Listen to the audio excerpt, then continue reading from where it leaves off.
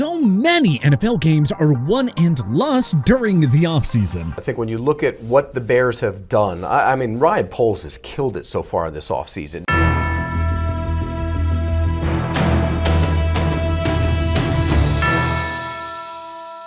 It isn't always crystal clear exactly what the implications of all the transactions will be, but this year, there are some obvious winners and losers in the chess match that is the NFL offseason. Winning, Chicago Bears. For what feels like the first time in a long time, perhaps since they acquired Khalil Mack from the Raiders ahead of the 2018 season, the Chicago Bears are making waves in the offseason in a positive way, albeit largely because they stunk their way into having the first overall pick in this year's draft, but hey, let's give credit where credit is due. They did quite well to fleece the Carolina Panthers with the hand that they were dealt. Chicago flipped their first overall pick for the number 9 overall pick, a second rounder this year, a first and second next year, and the kicker? The Bears also acquired the Panthers' number 1 wide receiver, DJ Moore, who should be pivotal in facilitating and supporting the development of Chicago's young quarterback, Justin Fields. That was definitely the headline move, but they've also made a couple of interesting pickups, like adding running back Deontay Foreman to their backfield and tight end Robert Tonyan. Now it all comes down to whether or not Fields can A, stay healthy, and B, take steps as a passer. And if he can, well, this offseason strategy may start to pay off in spades for Chicago. Losing, Baltimore Ravens. Conversely, I don't know if any organization has had a rougher go of it during the 2023 offseason than the Baltimore Ravens. For starters, they're on the brink of losing Lamar Jackson, their franchise quarterback who has been a one-man band on offense the past few seasons, even winning league MVP honors in 2019 when he carried the Ravens to a 13-2 record during his starts. Since Lamar entered the league, the Ravens have been 45-16 during his starts, and while the injuries have been an issue the last couple of seasons, he still is yet to post a losing record as a starter. But now, it seems that the relationship between the two sides might have become completely untenable. To top it off, they released Calais Campbell, who, yes, was expensive and aging, but still seems to have a lot in the tank. And even worse, their big free agent acquisition to bolster their pitiful receiver core was bringing in Nelson Aguilar. Yeah, it's no wonder that Lamar wants out.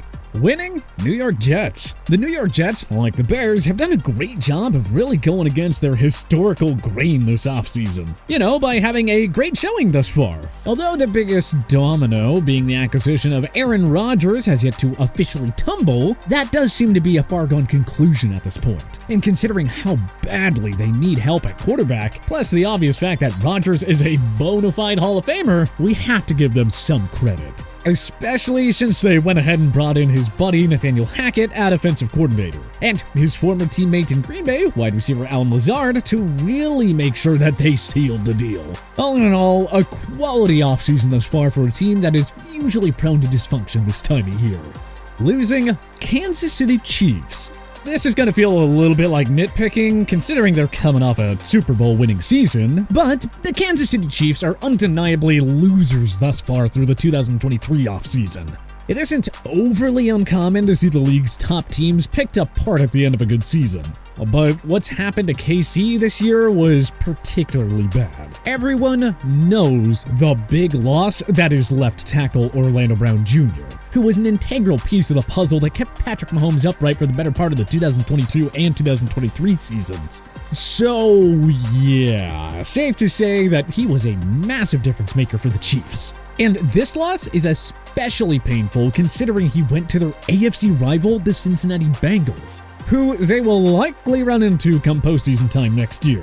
Though Brown is rightfully so getting all the attention, Kansas City has lost quite a few other key contributors, including pass rusher Frank Clark. These were clearly salary cap plays, which I suppose are necessary evils in the league these days, but man, I would be nervous going to battle without these guys. Well, as nervous as a Chiefs fan could ever be these days. Winning, Cincinnati Bengals. Now feels like a pretty good time to talk about the Cincinnati Bengals, another big winner this offseason with the aforementioned acquisition of Orlando Brown Jr. Maybe now they'll be able to keep Joe Burrow in one piece and ultimately get over the Lombardi Trophy hump. You know, after losing in the most recent AFC Championship championship game and the Super Bowl the year before that. And you know, to me, the fact that they resisted the urge to sell high on T. Higgins ahead of the draft was a win in and of itself. It seems unlikely that they will be able to ink him to an extension ahead of the season, but he seems content with the opportunity to prove himself in a contract year. And the Bengals should be happy enough to have a stud in Higgins running routes across from Jamar Chase for at least one more year.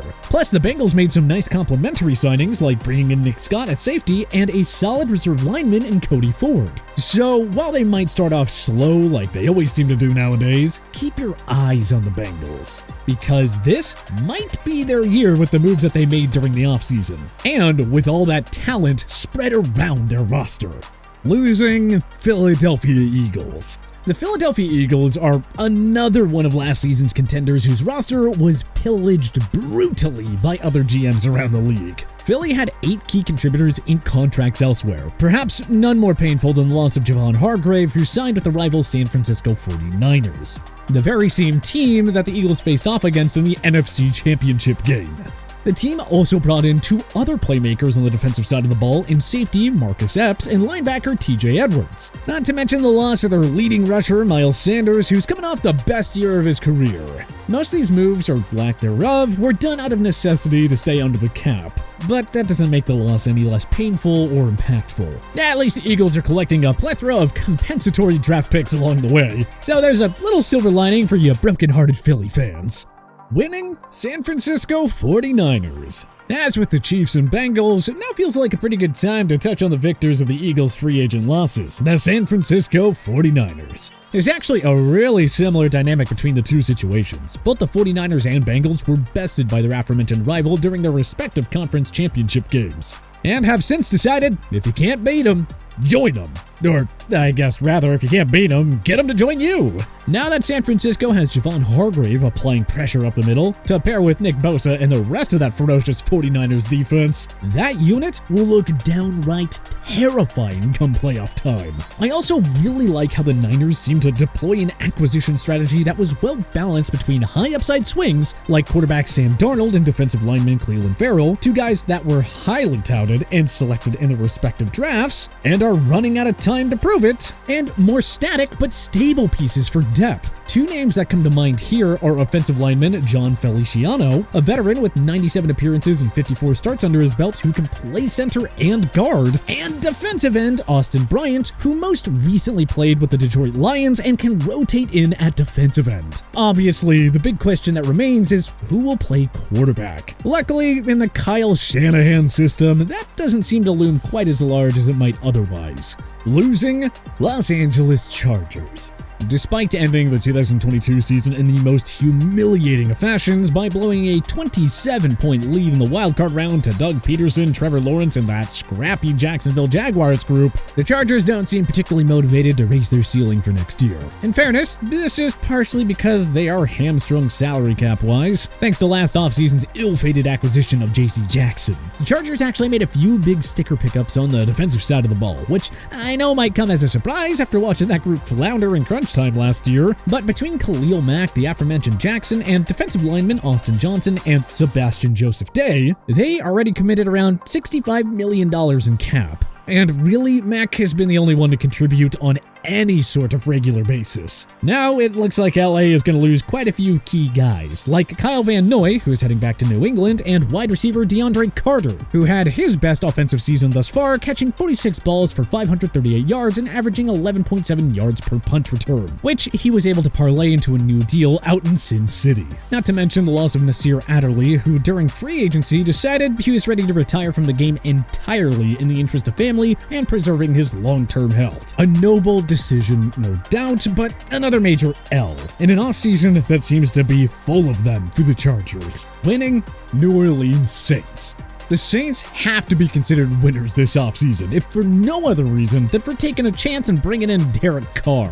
And Carr is certainly one of the more polarizing quarterbacks in the league, and a guy whose merit people love to debate. But he has put up numbers ever since he came into the league, and he's done so for an organization that, let's face it, under Mark Davis's leadership is still one of the more dysfunctional ones around. They also were able to gain some additional draft capital by dealing former head coach Sean Payton to the Denver Broncos, a move that brought brought in the 29th overall pick in the draft this year and a second rounder in 2024. I wouldn't be shocked to see New Orleans have a great season, especially with the way the landscape of the already lowly NFC South continues to develop. With Carr now in tow and a couple of nice rotational pickups on the other side of the ball, like former Chiefs defensive tackle Colin Saunders and Nathan Shepard, who played on both the inside and edge of the New York Jets D-line, they should be sitting pretty in 2023.